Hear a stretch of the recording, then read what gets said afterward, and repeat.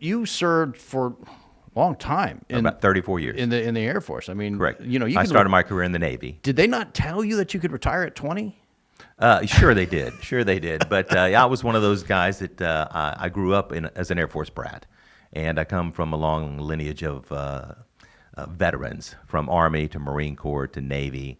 And it's just one of those things that I grew up with, being an Air Force brat.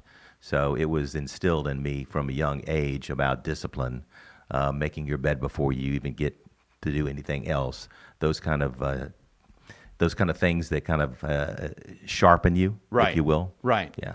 Yeah, that is one thing you and I both have in common. We both grew up as military That's brats. right. Yeah. And man, you What a great lineage you have. and we'll be talking with my dad actually later on today. Good deal. But yeah, you do not embarrass the colonel. I love that guy. He's great. So you spent part of your career actually at Barksdale. I did after 9/11. Yeah. 2001 after 9/11. I spent about 6 months at Barksdale, and that was a great experience. Developed new friendships, camaraderie, and then there were some other deployments here and there. But after 9/11, I got reactivated in the reserves and went active duty, and so that's how that came about.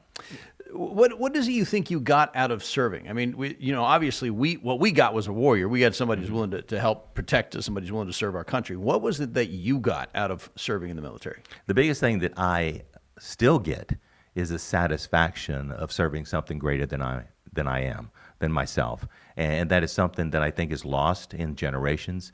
Is that they seem to be focused on what's in it for me instead of what can I do? The old John F. Kennedy.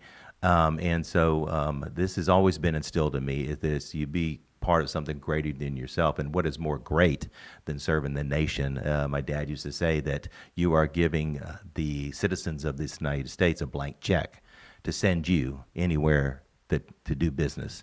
And, you mentioned that our job is to fight and win wars, and that's it. It's the bottom line, and it's not pretty. It's not sexy, if you will. It's just what we do, and no matter what branch of service you serve in, that's your job, is to fight and win wars. I know the obvious question to ask a veteran on Veterans Day is, what is your highest point? What was the highest point of achievement for you, your greatest sense of satisfaction? But I'm not going to ask you that question. Oh, I studied for that, Lewis. I bring it up. Well, because I just wanted to bring it up. I mean, that's an obvious question. Well, you've done it. Okay. Okay.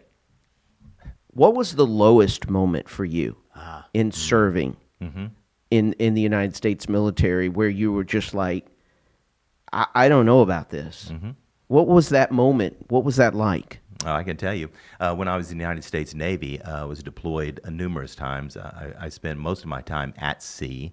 The only time that I had any shore duty was at Naval Air Station Miramar in California, where I served with Top Gun. But I remember as if it was today that I was out to sea, and it was at night, and it was a full moon, and the ocean was as slick as glass. And I was standing outside, and I'm wondering, does anyone know I'm here? And I was on my way to Vietnam at the time.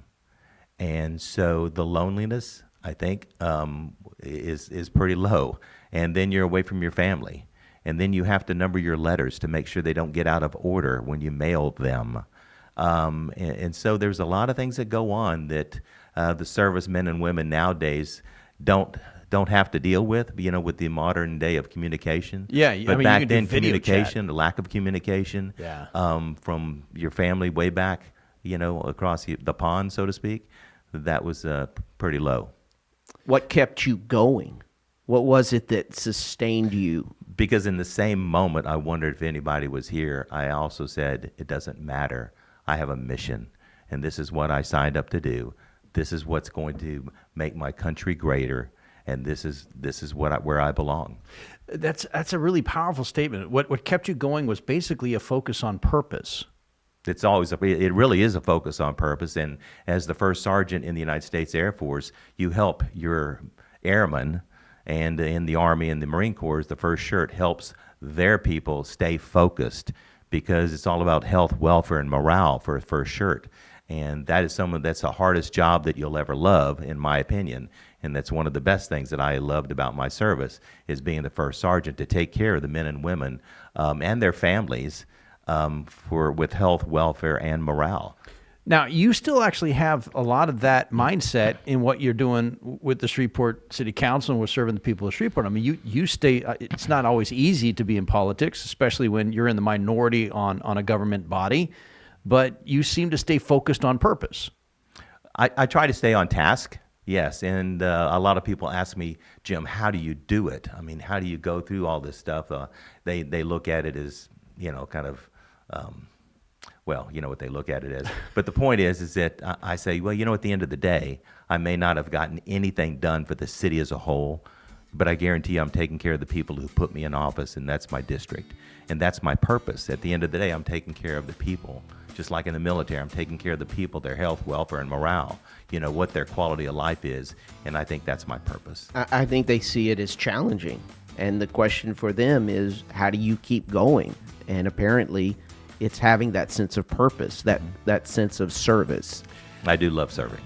Well, and we love your friendship. We love your service to our community, and we thank you so much for your time. I appreciate you. Thank you so much for what you do.